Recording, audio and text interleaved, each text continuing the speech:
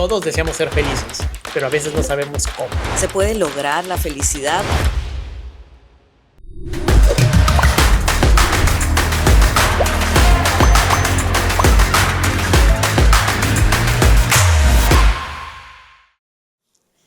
Y si aprendemos a crear nuestra propia estrategia para lograr la felicidad, hoy vamos a conversar con el maestro en Mindfulness, Rafael Puebla. Él es mexicano, pero vive aquí en Estados Unidos y entrena equipos de alto rendimiento en las corporaciones para que puedan desarrollar un liderazgo que lleve a otro nivel a los equipos y, por supuesto, a las empresas. Rafael, bienvenido. Muchas gracias por acceder a esta conversación con un tema que es elemental y que tiene que ver con todos los seres humanos, la salud emocional y mental. Qué placer poder compartir tiempo y espacio contigo, con tu audiencia y hablar de este tema tan importante para todos los seres humanos en la Tierra, ¿no? Porque, como bien decíamos, todos deseamos ser felices, pero a veces no sabemos cómo. ¿Se puede lograr la felicidad? Porque a veces dicen, no, esa es una utopía, todos caminamos hacia eso, pero en realidad, como toda utopía, te acercás, pero se va alejando lo que estás buscando. Claro, yo creo que desde luego que se puede llegar a ser feliz. El tema es que muchas veces pensamos que tenemos que ser felices todo el tiempo y entonces, como estamos basándonos en una expectativa que no es real, eso nos genera frustración. Y entonces fíjate la contradicción que se da en nuestra vida. Quiero ser feliz todo el tiempo, pero como no lo logro, entonces soy infeliz. O a veces pensamos, la felicidad va a ser cuando tenga tal cosa, cuando logre tal otra, cuando sucede esto en mi vida. ¿Y qué vamos haciendo? Vamos aplazando la felicidad, porque la felicidad la vemos como algo en el futuro y no la traemos al aquí y a la hora, que es el único momento en el que realmente estamos experimentando la totalidad de tu vida. Pero es así de extrema y de opuesta la vida, o soy feliz o soy infeliz. No, ¿No? no, yo creo que ¿Qué hay en el existe medio? nivel de satisfacción con tu vida. Porque aquí también surge algo que es muy interesante. ¿Qué es la felicidad? Yo creo que cada uno de nosotros tenemos una definición diferente de lo que es la felicidad. Pero si nos vamos a los fundamentos básicos, yo creo que la felicidad radica en gran medida en el nivel de satisfacción que tienes como individuo con tu propia vida. Pero para poder determinar qué nivel de satisfacción tengo con mi vida, tengo que saber estructurar mi proyecto de vida. Y ahí se abre una gran pregunta, porque ¿qué es un proyecto de vida? ¿Cómo puedo estructurar un proyecto de vida? Y yo generalmente en mis conversaciones, en mis charlas, en mis talleres, hablo del esquema del proyecto de vida. Y la manera en que lo abordo es de la siguiente forma. Imagínate como si fuera una flor. En el centro tienes un círculo que es el círculo del individuo, el círculo del yo, es decir, tú al centro de tu proyecto de vida. Ya. Y tienes 4 esferas periféricas. La esfera de la salud, que incluye la salud física, psicológica, emocional, te diría hasta espiritual. Después tienes una esfera del trabajo y la vocación. Todo lo que haces para generar productividad económica y para realizarte vocacionalmente hablando. Después tienes toda la esfera de la familia, donde están todas tus relaciones de tu familia nuclear y de tu familia extendida. Y después tienes la esfera de las relaciones sociales, los vínculos de amistad, las actividades recreativas. Todo eso te da la totalidad de tu vida. Es lo que sostiene nuestra existencia. Es lo que sostiene nuestra existencia. Pero ¿qué pasa muchas veces? Que en la búsqueda de la felicidad no nos ponemos nosotros al centro de nuestro proyecto de vida y ponemos o a nuestro trabajo, o ponemos a nuestros hijos, o ponemos a nuestra pareja, o ponemos nuestro hobby, lo que sea, pero no estamos poniéndonos a nosotros en el centro de nuestro proyecto de vida. Y cuando ponemos a alguien o algo más en el centro del proyecto de vida, lo que se genera es mucho apego, mucho sufrimiento y un imbalance, porque yo no estoy viviendo desde mi persona, desde mi esencia, sino que estoy poniendo a alguien más como lo más importante en mi vida. Pero muchas personas pueden decir, como Rafael, ponerme yo al centro, eso es egoísta, eso Bueno, es egocéntrico. Claro, pero ¿qué es lo que pasa acá? Mira, hay un círculo que le llamo el círculo virtual o virtuoso, es la mejor palabra, virtuoso de la conciencia. Que si yo me voy a poner en mi centro de mi proyecto de vida, no lo hago desde un punto de vista egoísta, sino todo lo contrario. Porque si yo soy pleno como individuo, yo voy a compartir esa plenitud con los demás, con mi familia, con mi comunidad, con mis colaboradores, con la sociedad. Porque cuando un individuo es pleno y es feliz, ¿qué es lo que va a compartir? Plenitud y felicidad. Es decir, que yo voy a colaborar a el bienestar de los demás. Sin embargo, si yo no soy pleno, si yo no estoy feliz, ¿qué es lo que voy a compartir con los demás? Frustraciones, enojos, ese sentimiento de vacío interno. Por eso sí nos ponemos al centro de nuestro proyecto de vida, pero para compartir esa plenitud y ese bienestar con los demás. Claro, porque es una máxima en la vida, ¿no? Como es adentro, es afuera. Eso es Exactamente, inevitable. Y lo exactamente. que yo transmito y esa energía que comparto es lo que me devuelve finalmente la vida, ¿no? Claro, claro. Entonces todo empieza desde adentro, digamos. Ahora, Rafa, ok, para comenzar entonces a la estrategia de construcción de nuestra propia felicidad, está ese ejemplo que has dado, como la rosa al centro, nuestro bienestar con nosotros mismos y luego con nuestro círculo inmediato, lo que sostiene nuestra existencia. Ok, Correcto. una vez tenemos en nuestro mapa eso, ¿qué viene a continuación? Para mí lo más importante es saber gestionar nuestras emociones. Es decir, tener un conocimiento de cuál es nuestro nivel emocional, qué capacidad tenemos de reconocer nuestras propias emociones y cómo gestionamos esas emociones, particularmente en momentos difíciles. Mira, hay una epidemia de estrés, ¿no? Todo el mundo dice, no, estoy estresado, estoy muy ocupado, la vida cada vez se vuelve más estresante y demás. Pero en esencia, ¿qué es el estrés? El estrés es la percepción de amenaza y en consecuencia, como percibo algo amenazante, reacciono a esa percepción de amenaza. Pero ¿qué es lo que pasa? Que muchas veces esa amenaza ni siquiera es real. Está surgiendo a través de un pensamiento, está surgiendo a través de un supuesto, está surgiendo a través de una historia de mi futuro que ya me inventé, que ni siquiera sé si va a suceder o no.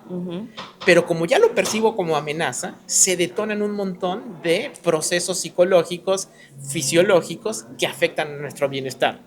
Sin embargo, cuando tengo la capacidad de observación, de contemplación, de comprender qué pensamientos, qué emociones, qué sensaciones estoy experimentando ante un evento que me está generando estrés, puedo aprender a gestionarlo. Pero me estás hablando de un mundo ideal, en el cual no vivimos, Ujú. porque la vida es como que está muy acelerada. Ujú. ¿Cómo puedo lograr llegar a ese punto en Ujú. que una situación que me está estresando, en medio de una situación que me está produciendo estrés, yo puedo parar, puedo respirar, puedo observar para tomar una decisión no tan influenciada por las circunstancias externas? Sí, hay una técnica que siempre comparto con la audiencia, que es una técnica práctica que tú puedes hacer en cualquier lugar y en cualquier momento para gestionar el estrés. A ver, La práctica de drop. de drop. Detente, respira, observa y procede. ¿Cómo funciona? Estás en una reunión de trabajo, te dan retroalimentación, sientes que ya te estás estresando porque lo percibes como una amenaza. Sí. En lugar de reaccionar automáticamente y pegar el grito o defenderte o echarle la culpa a alguien más, me detengo. Es decir, hago una pequeña pausa antes de responder. Esa pequeña pausa puede hacer una diferencia total en cómo vas a responder. Segundo paso, respiro. Llevo mi atención a la respiración. ¿Por qué es importante eso? Porque cuando lo haces, estás activando el sistema nervioso responsable de la relajación. Después observo. ¿Qué observo? ¿Qué estoy pensando? ¿Qué estoy sintiendo? Y después procedo, ya con mayor intencionalidad. Me vas a decir, son muchos pasos, detente, respira, Claro, observa y procede, y en ¿no? esas reuniones y en realidad en general los silencios nos resultan incómodos, Cómodos, ¿no? claro, porque no estamos acostumbrados al silencio. Claro. Si no te acuerdas de los 4 pasos, que puede ser muy posible ante una situación altamente amenazante, con que te acuerdes de los primeros 2, detenerte y respirar por 2 segundos, va a marcar toda la diferencia. ¿Es fácil? Posiblemente no, pero como todo requiere de práctica. Y eso que tú estás diciendo es súper importante, porque estamos muy condicionados, sobre todo en el mundo corporativo, a la velocidad. Queremos que todo sea rápido, que sea de inmediato. De hecho, entre más rápido seas, eres mejor percibido. Sí, ¿Correcto? sí. Vivimos Pero, en una sociedad que glorifica el ajetreo, glorifica el apuro, el estar siempre ocupado, que no es sinónimo de productivo, ¿no? De productividad. exactamente, porque la intensidad de nuestra vida y la intensidad de nuestro liderazgo no depende de la rapidez de nuestras acciones, sino de la precisión de nuestras decisiones. ¿Por qué nos cuesta tanto hacer nada? ¿Y Ujú. por qué nos cuesta más aún decir, ¿qué estás haciendo? No estoy haciendo nada. Bueno, ¿por qué? Porque hemos hecho una ecuación mental Ajá. arraigada en una creencia profunda que entre más hago, más soy. Y mejor percibido Exactamente. soy. Entonces, si no estoy haciendo, no estoy siendo y por lo tanto no estoy siendo significativo para nadie ni para mí. ¿Por qué? Porque no estoy haciendo. Es decir, el hacer es lo que determina mi valía como ser. Que es una falsa creencia. Esa es la creencia, pero es una creencia falsa, porque nosotros, vámonos a lo básico, nosotros no nos llamamos a seres humanos, somos seres humanos. Y para hacer con intencionalidad, primero tengo que ser. Primero me tengo que recuperar yo a mí. Es decir, tengo que estar en un lugar de una presencia plena para ser intencional con lo que voy a hacer. El hacer es importante, pero ¿desde dónde quiero hacer? ¿Desde un lugar de reactividad, desde un lugar de piloto automático o desde un lugar de presencia, de conciencia que me va a llevar a ser intencional? Porque seguro estoy que te ha pasado que muchas veces estás haciendo para llegar a una meta, ¿no? Sí. Estás embriagada con las acciones que estás haciendo. Y luego llegas a la meta y no experimentas satisfacción. No. Y dices, ¿y yo trabajé tanto para llegar acá y no estoy experimentando satisfacción? ¿Por qué es eso? Porque esa meta que definimos no estaba surgiendo de nuestro verdadero ser. Estaba surgiendo de todo ese torbellino de la vida. Además le pusimos mucha expectativa al resultado quizás Claro, y nos hemos olvidado de que el éxito está también en disfrutar el proceso. exactamente. Es un alivio, les digo yo, es un alivio soltar el resultado y disfrutar el proceso e ir construyendo día a día. Siempre me pregunto, ¿qué hacen? ¿Qué piensan? ¿A qué se dedican estos ciudadanos que viven en los países que tienen altos índices de felicidad, donde el Estado funciona, cumple con sus roles, dan al ciudadano lo que deben dar? Contrario a lo que sucede en países como los nuestros, en los países latinoamericanos, donde el llegar al punto de ocuparnos de estas cosas demanda un poco más de esfuerzo porque estamos enfocados en sobrevivir, Sí, incluso sobrevivir a las decisiones que toman nuestros gobernantes en contra de los ciudadanos. sí. Digamos, ese es un gran reto que tenemos los seres humanos, ¿no? Porque hay una serie de circunstancias que no dependen de nosotros.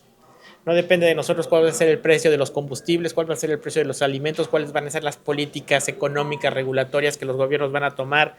No podemos controlar con qué humor va a llegar nuestro jefe a la oficina. No podemos controlar cuáles van a ser los objetivos que la organización para la cual trabajamos van a definir para este año y cuál va a ser la tasa de crecimiento y demás.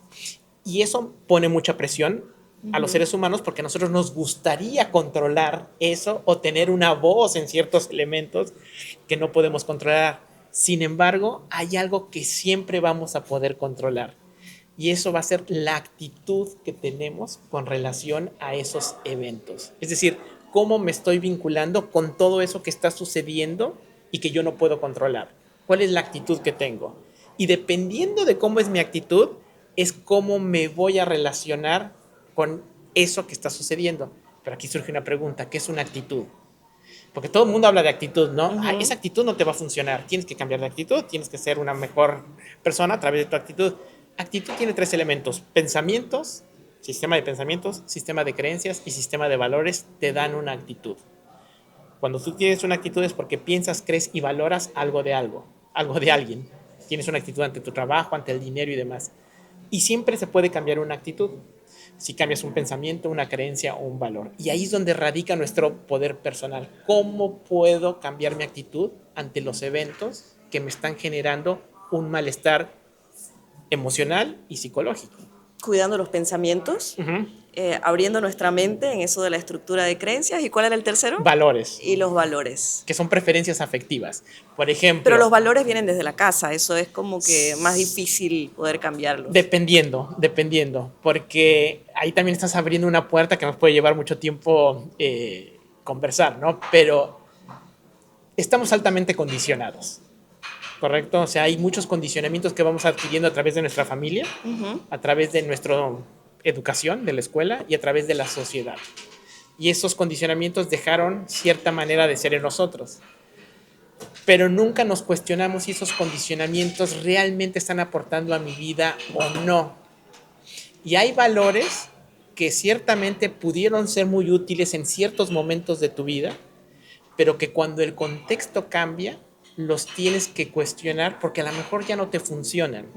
Y entonces tengo que generar nuevos valores o nuevos pensamientos o nuevas creencias. O como la poesía, abandonar las ropas que en su momento eran de mi talla, pero como ya he modificado, porque una constante en el ser humano es el cambio. Es el cambio. Y hay que saber de que el cerebro tiene plasticidad y nosotros podemos moldearlo para que juegue a favor nuestro, pero para ello hay que conocerlo, ¿no? Exacto. Hay un neurólogo argentino que dice, bueno, si tenemos un cerebro, lo más lógico es que aprendamos a saber cómo funciona. Sí. Eso en cuanto a la estrategia para ser felices en lo individual, para crear una estrategia que pasa mucho por el autoconocimiento, por pasar tiempo con nosotros mismos, leyendo, conociéndonos cómo es que funciona nuestro sistema de acción o de reacción. ¿Cómo se puede llevar todo esto a las corporaciones? Porque está demostrado que los equipos de alto rendimiento son aquellos que tienen un alto nivel de inteligencia emocional. Correcto. Más allá de las capacidades técnicas claro. o profesionales como tales. Claro. Digamos, las habilidades técnicas son súper importantes, ¿no? Claro. Digamos, yo siempre digo, la habilidad técnica y el conocimiento técnico que tiene el líder es lo que le da la posibilidad de tener el puesto que tiene. El de finanzas tiene que saber de finanzas, el de marketing tiene que saber de marketing, la persona de comunicación tiene que saber de comunicación. Pero eso solamente es lo que te dio la puerta de entrada al puesto que tienes actualmente. Si realmente quieres ser excelente en lo que estás haciendo como líder, tienes que desarrollar la inteligencia emocional. Y cuando eso lo trasladamos a los equipos, también hay una frase que suelo compartir en mis talleres que yo les digo, el trabajo en equipo en realidad es un trabajo individual, porque un equipo está conformado de individuos y si cada uno de esos individuos no se conoce a sí mismo, no conoce sus emociones, no sabe gestionar sus emociones, es muy difícil que pueda aportar al equipo en el cual trabaja. Totalmente. Si todos de manera individual aumentamos nuestro autoconocimiento, nuestra capacidad de contacto emocional, nuestra capacidad de gestión emocional, nuestra capacidad de relacionarnos con los demás, pues vamos a ser un mejor equipo. Entonces, cuando yo traslado esto a la organización, siempre empiezo con el individuo. Con el líder, porque el líder, al tener esa posición, tiene mayor responsabilidad. Claro, la primera conversación que siempre tengo es con el líder del equipo, para entender cuáles son sus retos, cuáles son las frustraciones que tiene con su equipo, cuáles son las frustraciones que él o ella tiene consigo mismo, para entender cuál es el contexto en el cual nos vamos a mover. Y después llevamos a cabo una serie de sesiones con los equipos, pero la gran parte del inicio de un programa habla sobre el individuo, porque tenemos que desarrollar las capacidades primero del individuo para crear un equipo de alto impacto. Ahora, sucede algo también muy curioso, que solemos pensar que los equipos tienen que ser todos iguales, es decir, que las personas todas tienen que pensar de la misma manera, tienen que actuar de la misma manera, y nos negamos a la diversidad. Y siempre es importante considerar la riqueza en la diversidad. Porque cuando hay diversidad dentro de un equipo, hay diferentes puntos de vista, hay diferentes maneras de tomar decisiones, hay diferentes maneras de actuar, pero todas encaminadas a un propósito común, que es un rasgo fundamental de un equipo. Y además, cuando entrenas a todos los individuos dentro del mismo equipo, también sucede algo que es, te diría, mágico, que todos empiezan a manejar los mismos códigos. Y como ya manejamos el mismo código de liderazgo, manejamos el mismo código de persona, de individuo, de autoconocimiento, nos podemos comunicar mejor. Si tuvieras, bueno, si fueras parte de una corporación y estuvieras en el departamento de talentos humanos y tendrías que contratar a un alto ejecutivo, las cosas que me dirías en el individuo profesional. Claro, además de las características técnicas que tiene que tener el individuo, yo me enfocaría en cuál es su capacidad de empatía. Ok, ¿y cómo me dije eso en una entrevista de trabajo? ¿Qué tan bien conecta? Generalmente a través de preguntas situacionales. Cuéntame alguna situación en la que hayas actuado de manera empática con un miembro de tu equipo o con un miembro de tu organización o con un colega. O cuéntame alguna vez que alguien haya estado opuesto a una idea tuya y cómo hiciste para convencer a esa persona de que comprara tu idea. Cuéntame todo el proceso, porque cuando te van describiendo el proceso, te vas dando cuenta de cómo es su manera de pensar y cómo es su manera de actuar. Ok, empatía. La segunda, compasión. Y aquí cuando hablo de la compasión me refiero a tomar acciones y decisiones difíciles, pero con un sentido humano. Muchas veces en las organizaciones o somos muy duros y perdemos nuestra humanidad porque pensamos que hay que ser duros como líderes, o muchas veces nos pasa lo contrario, somos muy suaves porque queremos que nos quieran como líderes. La compasión es el camino de en medio. ¿Cómo puedo tomar decisiones difíciles sin perder el sentido humano? Entonces, por ejemplo, dar feedback. A muchos líderes les cuesta trabajo dar feedback porque no quieren herir los sentimientos de su equipo. O lo dan de manera muy dura sin tomar en consideración las emociones. Entonces, ¿yo cómo puedo dar un feedback que realmente le ayude al que lo está recibiendo, que tome acción con relación a ese feedback y que también sepa cuáles son las consecuencias de no actuar con base al feedback que se le está dando? ¿Es difícil? Sí, pero ¿se puede hacer de manera humana? Sí. Bueno, entonces, esa empatía, sería la otra. Compasión. Comunicación, que también se comunica la persona. Porque para mí hay tres funciones esenciales del liderazgo. Influir a los demás. ¿Cómo influyo a los demás? ¿Cómo conecto con mis emociones y cómo conecto con las emociones de los demás? Y cómo inicio o guío cambio. Y si realmente quiero hacer esas tres, sobre todo iniciar y guiar cambio, tengo que saber comunicar. Ahora te pregunto, ¿cómo trasladamos todo esto a la elección de líderes políticos o a la construcción de líderes políticos? Te lo digo porque en mi país, en Bolivia, este año tenemos elecciones. Sí. Esa es una gran pregunta. Y mira, no estoy muy al tanto de cuál es la realidad política de Bolivia, pero estoy muy al tanto, obviamente, de cuál es la realidad política de este país. Y yo creo que estamos pasando por una crisis de liderazgo en dos sentidos. Número uno, desde el punto de vista del líder, donde el líder ha perdido la brújula de lo que es el sentido básico de decencia. Y la segunda parte de esa crisis es lo que nosotros como consumidores, llamándolo de alguna manera de liderazgo, estamos pidiendo a nuestros líderes. Lo que pasa es que tengo la sensación de que con esto que de la tecnología y las redes sociales nos están obligando o nos están construyendo líderes de TikTok y líderes de redes sociales, ¿no? Exactamente, entonces ahí es donde entra la capacidad autorreflexiva de cada uno de los individuos. ¿Realmente esto es lo que yo quiero para mí y mi familia? Y la única manera de expresarlo es a través del voto, ¿no? Claro. Pero es un acto consciente, pero volvemos, fíjate que todo se vuelve a conectar. Cuando yo voy a votar tiene que ser un acto consciente. O sea, yo ya lo pensé, ya lo reflexioné y estoy convencido de que esta es la mejor manera. Pero muchos de nosotros votamos en automático. Ay, lo que vi en TikTok. Ay, lo que me dijo mi vecina. Ay, lo que me dijo un miembro de la familia. Y voy y voto sin una plena conciencia de por qué lo estoy haciendo, ni del impacto que mi voto va a traer. Claro, o simplemente guiados por el marketing, ¿no? Exactamente. Por el marketing que está creado para vender un producto y los candidatos, los líderes, bueno, un candidato no necesariamente es un líder, un líder es otra cosa, pero bueno, el marketing político está hecho para que el candidato producto sea mostrado de la mejor manera para que sea votado y elegido.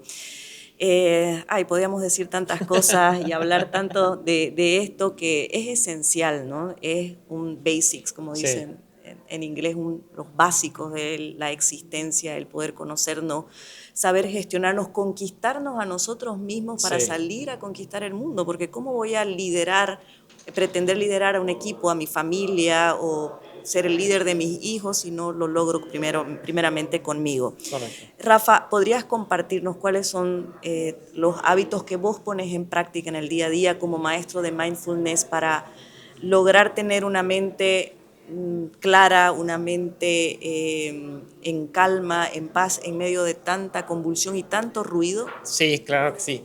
Y voy a empezar con algo muy básico que también se nos olvida mucho, que son los pilares básicos del bienestar mental y emocional, y que son dormir bien. Si yo no duermo bien, es muy difícil que pueda estar presente, es muy difícil que pueda ser intencional.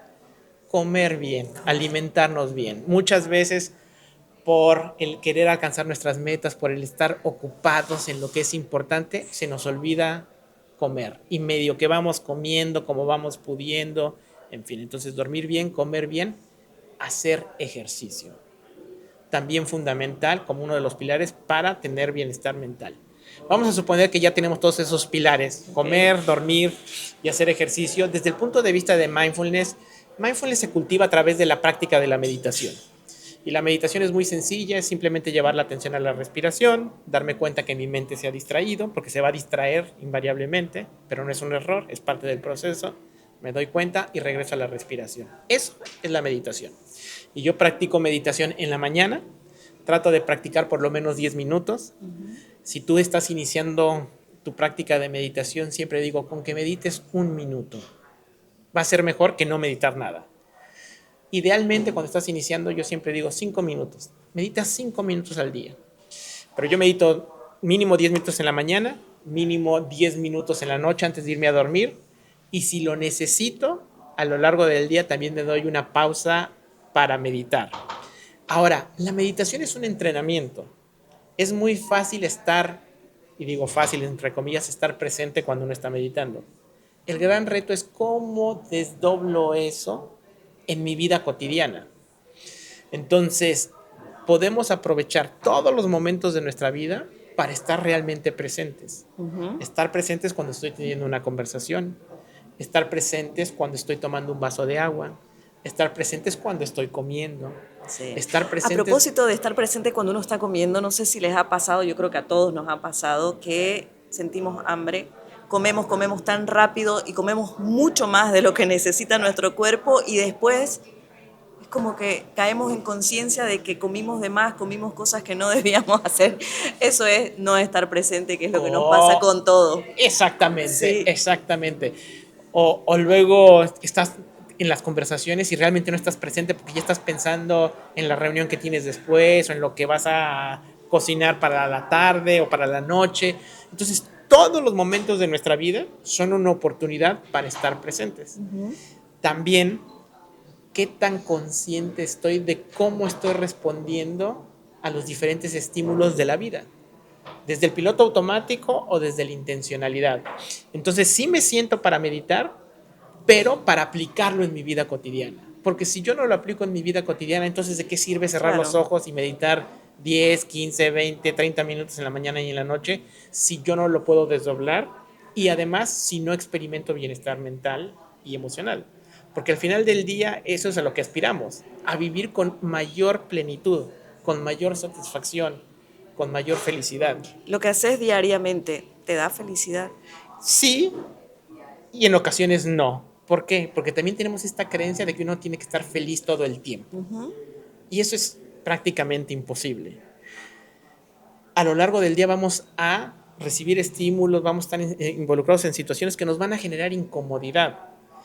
Y tenemos que estar conscientes de esas emociones difíciles y aceptarlas, no negarlas, no hacerlas para un lado, no suprimirlas. Estoy consciente de lo que estoy experimentando: enojo, tristeza, miedo, frustración. Pero cada emoción tiene un rol que jugar. Si estás sintiendo lo que estás sintiendo, es porque estás interpretando el momento de esa manera. ¿Qué información me está dando la emoción y qué información puedo utilizar para ver cómo quiero responder a esa emoción?